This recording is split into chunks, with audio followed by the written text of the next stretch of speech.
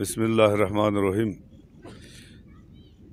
अभी तो कोई 2 महीने हो चुके हैं नई हुकूमत गिलगित बल्तिस्तान में पीटीआई की आके, लेकिन ये 2 महीनों में वज़ीर आला साहब और 2 वज़ीर काम करते हुए नज़र आ रहे हैं। बाकी वज़रा जो है वो तो अपने सैर सभा पे मसरूफ़ है। वो उस दिन जिस दिन हल्फ उठाया उसके दूसरे दिन यहाँ से चले गए हैं और अभी तक गिलगित में उनकी कोई शक्ल नज़र नहीं आ रहा है। तो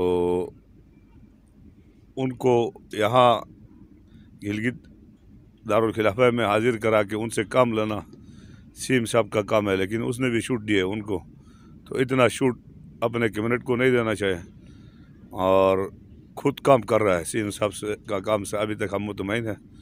और वज़ीर ख़जाना जो है वो भी लगता है काम कर रहा है, वज़ीर एजुकेशन भी काम कर रहा है। उसके अलावा कोई भी वज़ीर काम करते हुए नज़र नहीं आ रहा है। इधर गिलगित बल्तिस्तान में तो नहीं है, इधर कम से कम पता नहीं कहाँ जाके छुपे हुए हैं।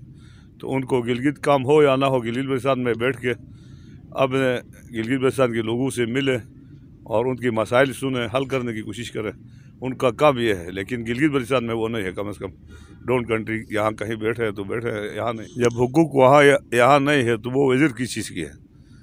यहाँ का सालाना एक बजट होता है, उस बजट के ऊपर बोझ ही है ये। और ना उस बजट के अंदर बैठ के यहाँ लोगों के हुकूक देना है। उन्होंने इस इलाके के हुकूक अकेले जाके हुकूक नहीं ले सकते। अब ज़्यादा से ज़्यादा मतलब वज़ीर आला साहब का मुख्तलिफ जगहों में मीटिंगें हो तो वो जा सकता है। अगर उसके साथ कहीं बड़ी कोई मीटिंग में इनका भी ज़रूरत हो तो ये जा सकते हैं। लेकिन अभी जो जिस तरीके से ये जा रहे हैं ये तो बिल्कुल इलीगलिटी है और ये गिलगित बल्तिस्तान की बजट के ऊपर बोझ बन रहे हैं। किसी वज़ीर को अपना डिपार्टमेंट का कोई मीटिंग है, वहाँ पे कोई वहाँ से कोई ज़्यादा से ज़्यादा कोई फंडिंग ला सकता है, कोई मराद ला सकते हैं तो फिर जाए। इस वक्त तो कोई मीटिंग शेटिंग कोई किसी वज़ीर का हमें नज़र नहीं आ रहा है नीचे। ये वैसे चक्कर के लिए जाके बना के टीडी भी इस गिलगित बल्तिस्तान की छोटा सा ख़जाने पे बोझ डालना चाहते हैं और कोई फ़ायदा नहीं है इनका नीचे बैठने का। इस वक्त हेल्थ के अंदर तो दवाएं जो है बिल्कुल चिलास अस्पताल में तो दवाई है ही नहीं, तांगीर अस्पताल में दवाई नहीं है, दारुल अस्पताल में दवाई नहीं है, चिलास अस्पताल में दवाई नहीं है। और हेल्थ मिनिस्टर जो है जिस दिन से मिनिस्टर बना है वो इस्लामाबाद में जाके बैठा है और वहाँ से मुख्तलिफ NGOs की थ्रू भर्तियाँ कराने की, वो इलीगल भर्तियाँ कराने की कोशिश कर रहा है। तो इस किस्म की 2 नंबरियाँ जो है बंद होना चाहिए, नहीं होना चाहिए। वो हेल्थ मिनिस्टर है तो गिलगित बल्तिस्तान का हेल्थ मिनिस्टर है। गिलगित बल्तिस्तान में मेरिट को फॉलो करते हुए आगे किसी मामलात को चलाया तो वो बेहतर होंगे। बाकी एजुकेशन मिनिस्टर जो है बहुत काम कर रहा है। उन्होंने तमाम अपने डिस्ट्रिक्टों से, डायरेक्टरेट से, DD से ब्रीफिंग मांगा, वहाँ की ज़रियात नीट बेसिस पे मालूम करके आगे सीएम साहब को कोई समरी बना रहा है। वो उनको जितना पोस्टेज चाहिए और डिपार्टमेंट के अंदर असलात चाहिए वो सब मैंने 1-2 दिन उसके पास में जाके बैठा। वो इंतहाई मतलब जो है मेहनत कर रहा है, काम कर रहा है। तो उम्मीद है कि उसका कोई आउटपुट निकलेगा। बाकी वज़रा साहिबान का आउटपुट निकलना मुश्किल है। जमर के अंदर हेल्थ डिपार्टमेंट के अंदर असास नशनुमा एक प्रोग्राम के नाम पे एहसास नशनुमा प्रोग्राम के नाम पे वहाँ से नीचे से कोई बंदा आया था। तो उनकी कहने पे वहाँ की DHO, वहाँ का DMS कोई बगैर इश्तिहार दिए, बगैर इतला दिए, बगैर मनपसंद लोगों को बुला के अंदर से अपॉइंटमेंट कराने की कोशिश की है या किया है। तो ये हेल्थ मिनिस्टर का हाथ ना हो तो ये इस तरह नहीं हो सकता है। तो उनके हाथ होने की वजह से ये 2 नंबरिया पे इसे DHO भी लगा है और DMS भी लगा है। तो इस किस्म की 2 नंबरिया अगर बंद नहीं किया तो फिर हमें खुद वहाँ जाके एहतजाज करके बंद कराना पड़ेगा।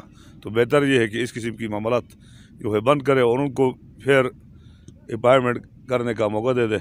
इश्तिहार लगाए, वो जो भी NGO लगाना चाहते हैं, कोई वहाँ पे कोई किसी ज़रूरत की बुनियाद पे कोई बंदे लगाना चाहते हैं तो इश्तिहार लगाए, बाकायदा मेरिट पे मतलब जो है लोगों को भर्ती करे ताकि वो कल जिस काम की जिम्मेदारी उनको मिलेगा वो काम भी कर सकेंगे।